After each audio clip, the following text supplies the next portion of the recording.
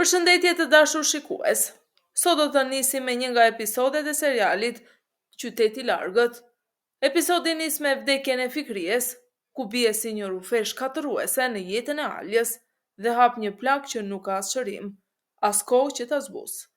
Dhimbja e saj nuk është thjesht humbja e një njeriu të dashur, por një vorbull ndjenjash të papërfunduara. Faj për gjithçka që nuk u tha, për të vërtetat që u shtyn, për heshtjen e zgjedhur në emër të paqes. Në hijen e zis, Alja përballet me kujtime që e coptojnë nga brenda, çaste kur mund të kishte vepruar ndryshe, kur mund të kishte mbrojtur nënën e saj Fikrien më fort, kur mbylli syt për të shmangur përplasjet. Por kjo humbje nuk vjen si një fat i verbër.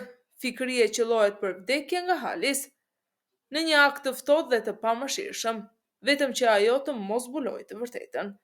Plumbi nuk synon vetëm trupin e saj, por edhe sekretet që ajo mbante brenda, të vërtetat që mund të rrëzonin shumë njerëz.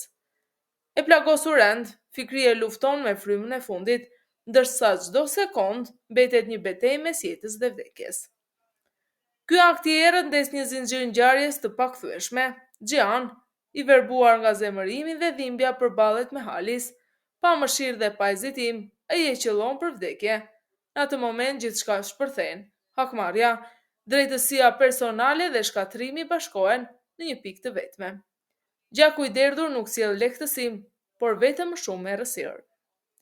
Ndërsa jeta po i rrëshqet nga duart, Fikria shtrihet mes jetës dhe vdekjes. Alja qëndron pranë saj, e thyer, e shkatëruar, duke mos dashur ta pranoj fundin. Për herë të parë, pa maska dhe pa frikë, Alja e thret Fikrien nën. Ajo fjalë e thënë mes lotësh dhe dëshpërimit, bëhet ilaç i fundit për shpirtin e Fikries. Me një buzëqeshje të zbetë dhe me syt plot paqe, Fikria i thot se tani mund të vdesë qetë, sepse më në fund e dëgjoi atë që priste prej vitesh. Në frymën e saj të fundit, Fikria i le amanet Gjianit një barë të rëndë dhe të shenjtë, të kujdeset për Aljen.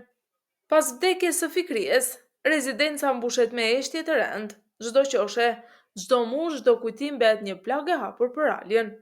Dhimbja e saj thellohet edhe më shumë. Gjian, edhe pse i përfshir nga trazirat e veta, përpiqet me çdo forcë të qëndrojë pranë Aljes. Ai nuk largohet nga ana e saj, edhe kur fjalët mungojnë. Prania e tij është e eshtur por e qëndrueshme, një dorë mbi supë, një vështrim që përpiqet të thotë, jam këtu. Megjithatë, dhimbja e Aljes është aq e thellë dhe papërshkrueshme, sa çdo përpjekje për ngushëllim përplaset në një mur të ftohtë boshlleku. Lotët e saj nuk pushojnë dhe shikimi i saj mbetet i humbur, sikur një pjesë e shpirtit të ketë vdekur bashkë me nënën e saj. Pikërisht në atë moment jashtëzakonisht të brisht, kur Alja mezi qëndron në këmbë, një zhvillim i papritur rreth Boranit e largon përkohësisht fokusin e Gjianit. Informacionet që dalin në dritë janë tronditse dhe godasin atë si një gur në gjoks. Sekretet të fshehta prej kohësh, gënjeshtra të ndërtuara me kujdes dhe prapaskena të rrezikshme fillojnë të marrin çdo formë. Çdo detaj i ri e shtyn Gjianin më thellë drejt një zemërimi të verbër. Ky zemërim nuk është vetëm reagimi ndaj asaj që ka mësuar, por edhe një mënyrë për të fshehur dhimbjen dhe pafuqinë që ndjen. Gjian hyn në një vorbull veprimesh të rrezikshme që kërcënojnë jo vetëm jetën e tij, por edhe gjithçka që përpiqet ta mbrojë. I bindur se Nadim dhe Xhmel kanë ndërtuar gjithë botën e tyre mbi gënjeshtra dhe mashtrime, Gjian nuk sheh më rrugë tjetër veçse të zbulojë gjithçka. Ai nis një betejë të hapur për t'i ekspozuar pas një kujdes për pasojat. Ekziston vetëm një e vërtetë që mund të dalë në dritë, një drejtësi që nuk mund të shtyhet me. Por ky udhëtim drejt zbardhjes së të vërtetës nuk është pa kosto. Alja përjeton frikën më të thellë, frikën se çdo betejë që Gjian nis mund të shkaktojë humbjen e tij, dhe ajo nuk mund ta përballojë. Sa më shumë Alja përpiqet ta ndalë, aq më i palëkundur bëhet ai. Çdo këmbgulje e saj, çdo thirrje për kujdes i shton zjarrin e zemërimit të tij. Në këtë kaos emocional, çdo vendim, çdo hap mund të ndryshojë rrjedhën e fatit të tyre, dhe e vetmja gjë që mund të duket e sigurt është se askush nuk do të dalë i njëjtë nga kjo përplasje. Një skenë tjetër e episodit është edhe një linjë tjetër shpërthyese të ngjarjeve. Lajmi i shtatzanisë së Zerrinit rikthen tensionin mes dy familjeve që nuk kanë pushuar kurrë së qenë armiq.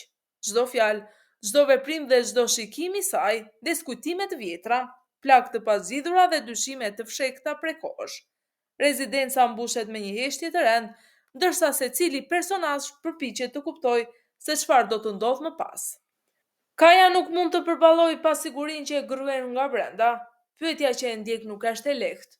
A është vërtet babai i fëmijës së Zerrinit ai që të gjithë mendojnë? E ndjekur nga dyshime dhe frika, Kaja vendos të zbulojë të vërtetën me çdo kusht. Ai përgatitet të përballet me realitetin, edhe nëse kjo do të thotë të marrë një vendim impulsiv. Në kulmin e tensionit, Zerrin e shtyrë në cep dhe pa mundësi për të mbrojtur, shpërthen papritur me një rrëfim që i let të gjithë pa fjalë. Fjalët e saj nuk janë thjesht një deklarat, ato janë një tërmet emocional që përplaset mbi të gjithë, duke ndryshuar marrëdhëniet dhe balancat e pushtetit mes familjeve.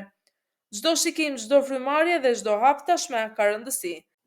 Dhe Kaja ndjen se është në prag të një vendimi që mund të vendosë fatin e të gjithëve.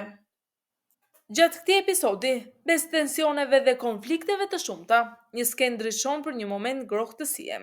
Gjani dhe Alia kalojnë një natë së bashku jashtë, larg mureve të rezidencës, duke parë një film në qiellin e mbushur me yje.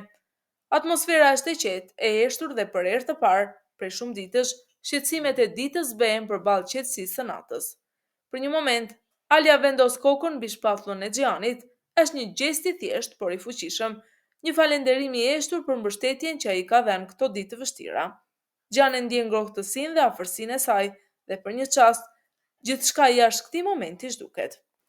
Kur ata kthehen në shtëpi, emocionet arrin kulmin. Xhan ndjen një nevojë të papërmbajtshme për të treguar ndjenjat e tij. Ai përpiqet të rrifejë Ailës dashurinë që ndjen për të.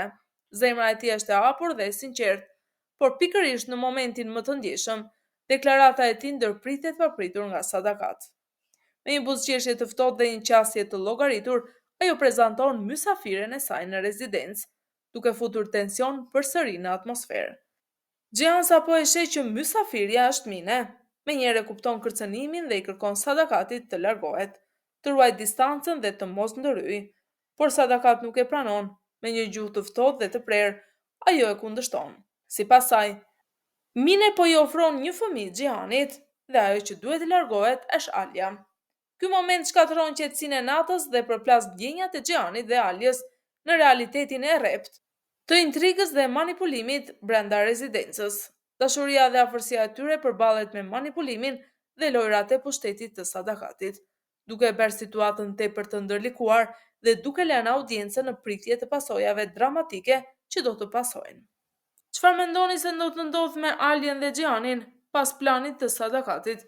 A do të gjejnë rrugën drejt njëri tjetrit, apo intrigat dhe lojrat e pushtetit do t'i ndajnë përgjithmonë? Na tregoni në komente se si mendoni dhe si do të reagojë Alia, a do të marrë vendimin e duhur, a do të shpëtojë dashurinë e tyre nga rreziku që po i rrethon. Mos harroni të abonoheni për episode të reja dhe aktivizoni zilën e njoftimeve, sepse ngjarjet po bëhen gjithnjë më të papritura dhe dramatike. Na shkruani komentin tuaj më të sinqert.